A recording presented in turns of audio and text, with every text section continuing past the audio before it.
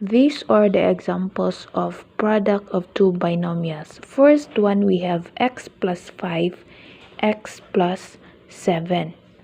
So our first binomial here is x plus 5, and then our second binomial is x plus 7. What are we going to apply is FOIL method. FOIL class, good morning. method. Before we will start F stands for first, which is ito. This stands for first. Next, so that is x times x. Next, O stands for outer. Outer is this one, x and 7. So that is our outer. So that is x times 7. Next is I stands for inner. So this is inner. Yan. So 5 times x. Next is L. L stands for last. So our last here is 5 and 7. That is our last. So 5 times 7. After that one is we're going to simplify. X times x, again, pag walang exponent, that is automatically 1 yan siya dyan. And then dito din sa katabi ng x or coefficient. So that is 1 times 1 still 1. So we have to copy x, and then 1 plus 1 is 2. So that is x squared. Next, x times 7. Again, automatic na may 1 yan siya dito sa katabi ng variable. That is what we call coefficient. Okay, 1 times 7, that is 7. Then copy si x. Next is ito, 5 times 1. 5 times 1 is still 5, and then copy si x.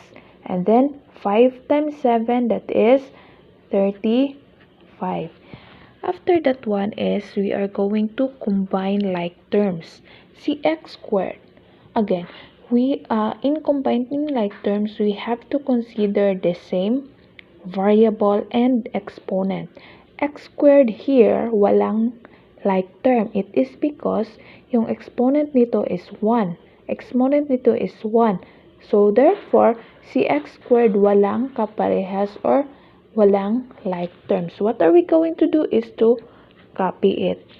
Next, 7x and 5x like terms siya.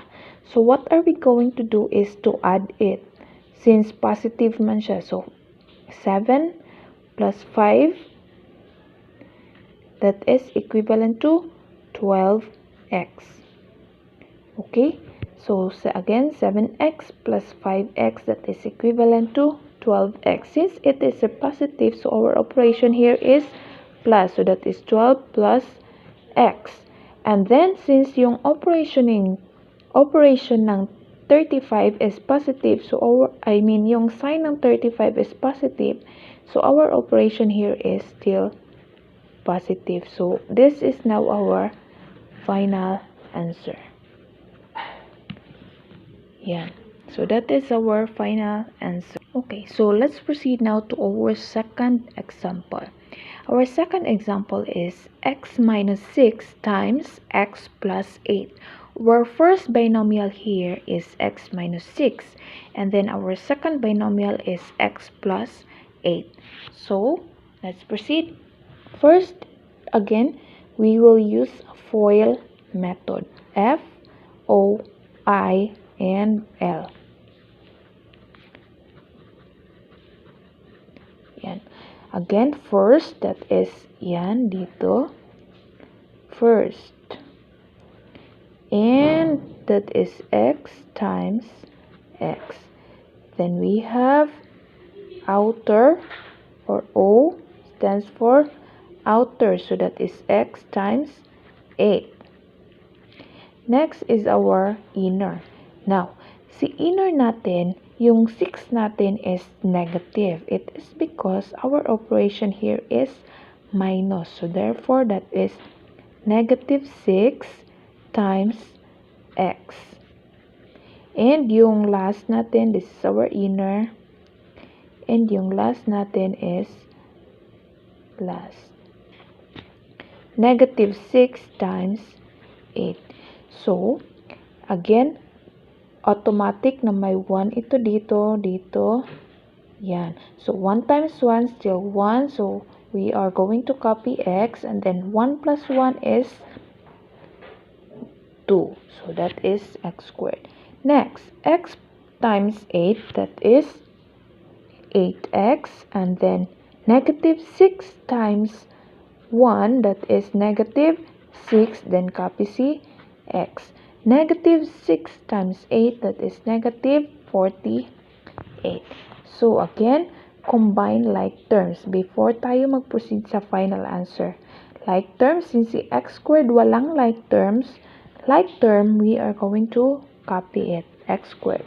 Next, 8x and 6x because same yung variable, same yung exponent, that is 1. So, like terms siya. So, what are we going to do is to add it. So, that is, it will be written as 8 plus negative 6. So, what is 8 plus negative 6? Adding integers, diba? Yung different sign, we are going to subtract it. So, that, and then copy natin, copy the sign of the greater number. Greater number is 8. The sign of 8 is positive. So, our sign here is positive. And then, subtract. 8 minus 6, that is 2. So, our answer here is positive 2x. Then, copy C, negative 48. So, that is x squared plus 2x minus 48. So, this is now our final answer. Yeah. Okay, so let's proceed now to our last example.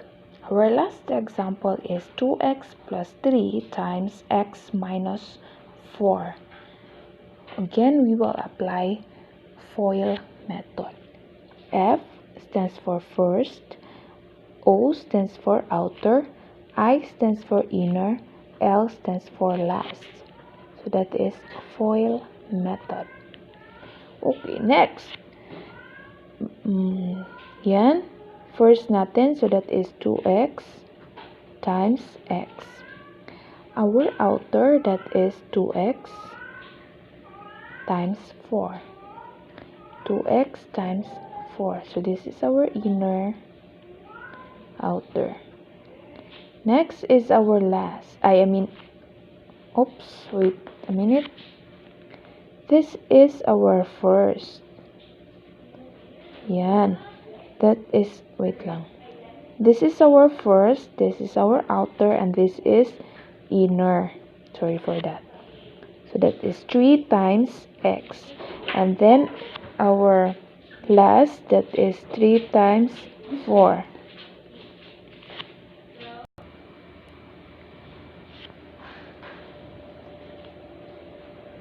By the way, our sign here is negative. It is because the operation here is minus. So that is negative 4. Same with this one.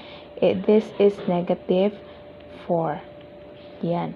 So, solve natin siya.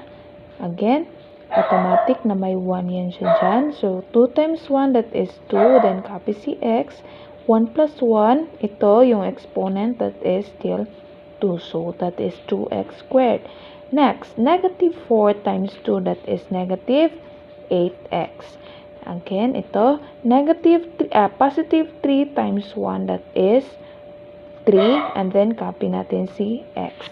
Next, 3 times negative 4, that is negative 12. Yan, again, combine like terms, that is negative 8 and 3. Since si 2x squared walang like term, we are going to copy that one, 8x squared. So negative 8, that is negative 8 plus 3. Different sign, negative and positive, unlike sign, diba? So we are going to subtract it and then copy the sign of the greater number, which is 8. So therefore our answer here is negative 8 minus 3, that is 5. So that is 5x. Okay, copy natin. Oh my gosh, what is this?